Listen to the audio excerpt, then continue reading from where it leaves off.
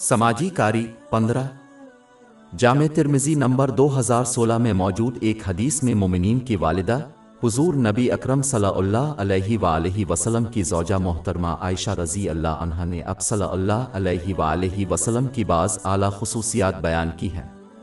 हुजूर नबी अकरम सल्लल्लाहु अलैहि वसल्लम उसने मशवरा दिया कि वो ना तो फहश है और ना ही ऊंची आवाज़ में। उसने कभी बुराई का जवाब बुराई से नहीं दिया बल्कि दूसरों के ऐबों को मुआफ और नज़रअंदाज किया। सबसे पहले तो तमाम मुसलमानों को ये समझना चाहिए कि उन पर यह फ़र्ज़ है कि वो नबी करीम सल्लल्लाहु अलैहि वसल्लम की सिफ़ात को अपनाएं।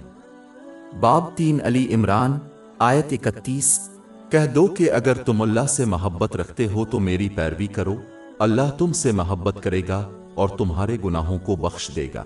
और बाब 33 अल-अहज़ाब आयत 21 यकीनन तुम्हारे लिए अल्लाह के रसूल में बेहतरीन नमूना है हर इस शख्स के लिए जो अल्लाह और यौम आखिरत की उम्मीद रखता है और अल्लाह को कसरत से याद करता है।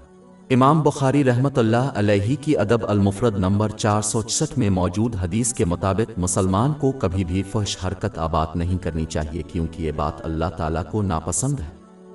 और जैसा कि अच्छा किरदार क़यामत के तराजू में सबसे भारी चीज़ होगा, जामे तिर्मिज़ी नंबर 2003 में मौजूद एक हदीस के मुताबिक क़यामत तक पहुँचने वाले के बुरे अंजाम की पेशीन गोई एक फहश शख्स की हैसियत से की जा सकती है। इसके अलावा जो शख्स फहश कलामी करता है इसके जहन्नम में दाखिल होने का ज़्यादा इम्कान होता है, क्योंकि क़यामत के दिन जहन्नम में जाने के लिए सिर्फ एक ही बुरे लफ्ज़ का इस्तेमाल होता है। जामे तिर्मिज़ी नंबर 2314 में मौजूद एक हदीस में इसकी तंबीह की गई है।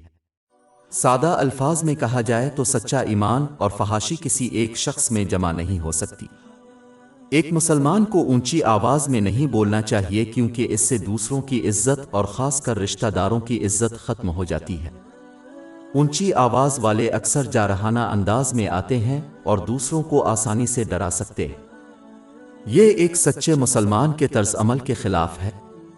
एक मुसलमान को दूसरों के साथ मामला करते वक्त नर्म, मेहरबान और काबिल रसाई होना चाहिए, क्योंकि ये इस्लाम की हकीकी और पुरअमन फितरत को जाहिर करता है।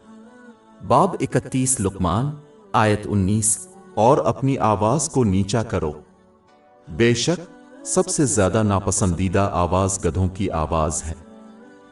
आखिर में एक मुसलमान को यह समझना चाहिए कि चूंकि लोग कामिल नहीं हैं, वो गलतियां करने के पाबंद हैं।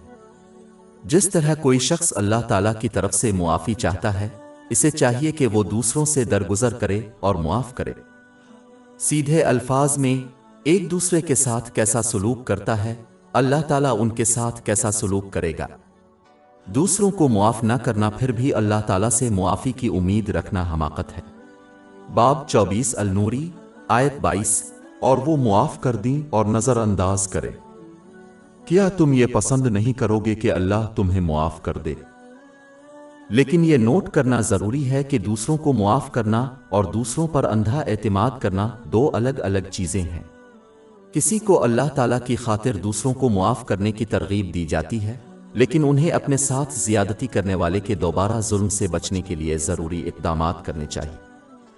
यानी उन्हें अपने आप को बचाने के लिए अपने रवैये को दुरुस्त करना चाहिए, ताकि तारीख़ अपने आप को दोहराने से बच जाए और दूसरों के साथ इस्लाम की तालीमात के मुताबिक बर्ताव करते रहे। हमारी वेबसाइट www.shekpod.com पर 400 से ज़्यादा मुफ्त e-books, audio books, infographics, podcast और ब्लॉग दस्तयाब है।